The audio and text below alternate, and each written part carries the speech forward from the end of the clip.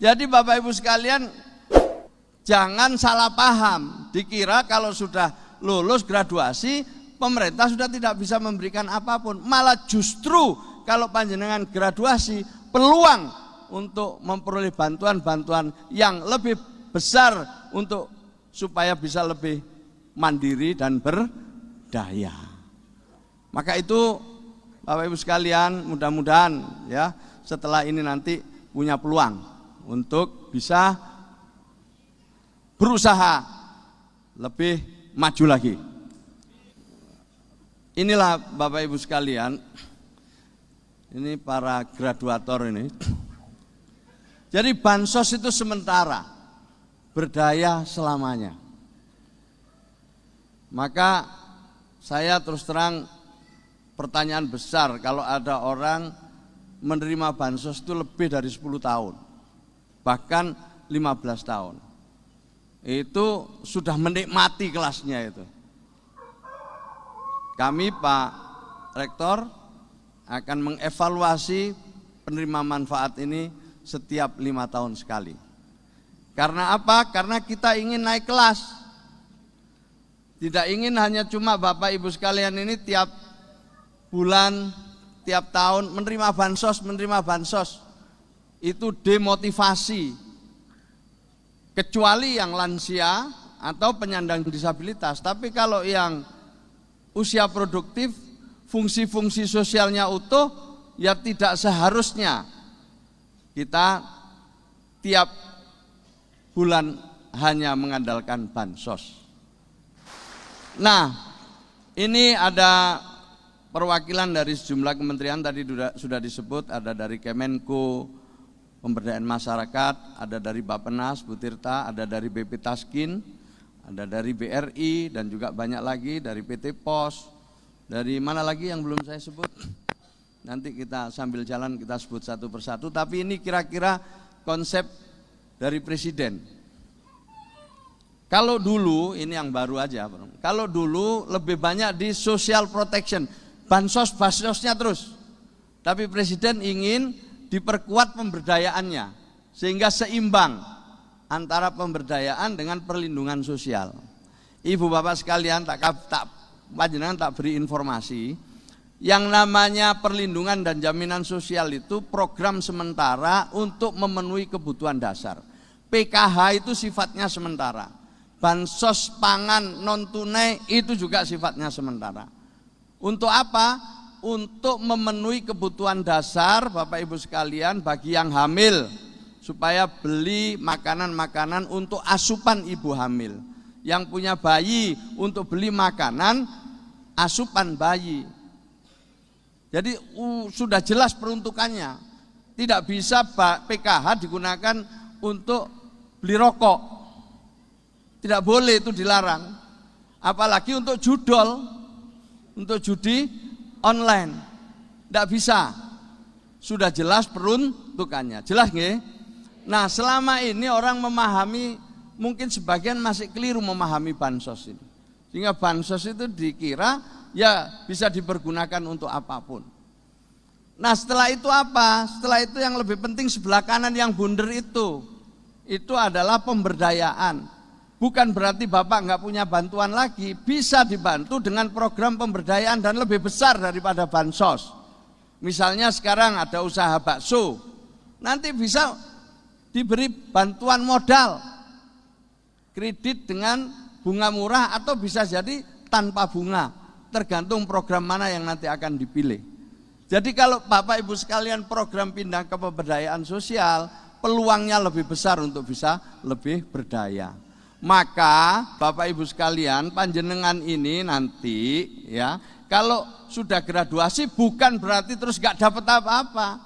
Peluangnya masih besar, tapi programnya bidang pemberdayaan. Bisa dari Kementerian UMKM, bisa jadi Kementerian Koperasi, bisa jadi kementerian-kementerian yang lain, bisa juga dari provinsi, bisa juga dari kabupaten kota. Jadi Bapak Ibu sekalian, jangan salah paham, dikira kalau sudah lulus graduasi pemerintah sudah tidak bisa memberikan apapun. Malah justru kalau panjenengan graduasi, peluang untuk memperoleh bantuan-bantuan yang lebih besar untuk supaya bisa lebih mandiri dan berdaya. Maka itu Bapak Ibu sekalian, mudah-mudahan ya setelah ini nanti punya peluang untuk bisa berusaha lebih maju lagi. Amin. Lanjut. Ini keistimewaan graduasi. Jadi ini keistimewaannya. Yang pertama, nyambung. Pemerintah kali panjenengan ini nyambung. Pemerintah punya program, panjenengan penerima manfaatnya nyambung, semangatnya sama, sehingga program ini berhasil dalam rangka mengentaskan kemiskinan. Miskin tidak apa-apa, di Quran ada kata-katanya miskin juga, di Undang-Undang Dasar kita juga miskin tidak apa-apa miskin ini. Miskin ini bagian dari kehidupan kita. Tetapi Bapak Ibu sekalian, kita semua diperintah untuk tidak miskin. Kita harus berjuang bersama-sama supaya bisa naik kelas. Tidak ada yang tertinggal dalam proses pembangunan ini. Ini mari kita semangat. Kita semangat. Wong sugih itu gak iso, tidak akan ada kalau nggak ada orang miskin. Jadi wali kota tidak akan ada kalau nggak ada pemilihnya, dan sebagian pemilihnya itu adalah warga miskin juga.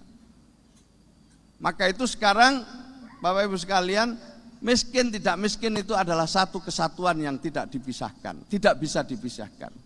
Maka tegaknya dunia itu kata Rasulullah kan ada 4, 1 ilmunya para ulama, 2 pemimpinnya adil, sing sugih loman, sing nomor 4 sing melarat gelem donga. Nek papat-papate mlaku, insya Allah kesejahteraan akan ada di tengah-tengah kita. 4-4-nya ini jadi kita bisa bareng-bareng, ya.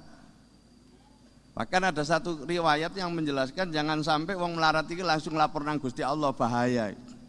Buat para pemimpin sangat bahaya itu. Maka sebelum teman-teman orang-orang keluarga yang susah ini lapor Gusti Allah, sebaiknya pemimpin bisa menghadirkan keadilan supaya mereka tidak lapor kepada Allah Subhanahu wa taala. Itu kira-kira amanahnya seperti itu, dan kita harus semangat bersama-sama. Jadi ini menunjukkan program ini efektif. Tapi kalau panjenengan sampai 10 tahun, 20 tahun tetap cuma tangannya begini, berarti program ini tidak efektif. Hari ini panjenengan membuktikan sebagai pihak yang mensukseskan program pemerintah, dan untuk itu saya ucapkan terima kasih. Yang kedua, ini menjadi bukti bahwa program ini bisa membuat keluarga lebih mandiri. Keluarga penerima manfaat berhasil menjadi mandiri dan tidak lagi bergantung pada bansos. Tepuk tangan. Ini Prof. Nunung. Yang keempat, dampak jangka panjangnya. Sudahlah, orang itu akan berbeda dengan begini terus. Maka kita diperintahkan untuk tangan di atas, bukan tangan di bawah. Sebab kalau begini terus itu, ya kita tidak akan bisa meningkatkan kualitas hidup secara berkelanjutan. Nah, dengan graduasi naik ini, Bapak Ibu sekalian, kita harapkan akses pendidikan, kesehatan, dan pekerjaan nanti peluangnya terus makin banyak kepada para Bapak Ibu sekalian yang hari ini graduasi. Tadi disampaikan oleh Pak Rektor, bagi panjenengan yang punya putra putri segala macam yang pingin kuliah, silakan kuliah di sini. Kalau memang pengen dicarikan beasiswa, siap untuk mencari beasiswa. Jika memang putra putri panjenengan benar-benar ingin melanjutkan pendidikan, belajar sing temen, lulus tes, insya Allah kalau soal beasiswa, pemerintah, presiden punya beasiswa, gubernur punya beasiswa. Nah, Pak Rektor juga punya beasiswa, tinggal panjenengan pilih yang mana. Kalau itu sudah habis, Basnas, Badan Amil Zakat juga punya Jadi banyak sekali beasiswa di sekitar kita untuk memintarkan anak-anak kita. Nah, untuk menyemangati itu, untuk memberikan peluang yang lebih besar, mulai tahun ini dan seterusnya Presiden Prabowo membuka sekolah rakyat. Sekolah ini diperuntukkan bagi keluarga yang tidak mampu. Kalau di dalam statistik itu disebut miskin ekstrim atau miskin. Diberi kesempatan gratis sampai lulus SMA. Untuk memberikan kesempatan kepada siapa? Kepada yang seperti ini. Di dalam foto ini Pak Wali Kota, Pak Wakil Wali Kota, Bapak Ibu sekalian, ini adalah warga Indonesia, sama dengan kita. Tetapi yang 2 berangkat sekolah, yang 5 berangkat memulung. Padahal mereka juga warga Indonesia, juga saudara kita, yang wajib diberi kesempatan untuk sekolah seperti generasi-generasi yang lain. Maka untuk inilah nanti sekolah rakyat dipersembahkan. Doakan Pak Presiden selalu sehat.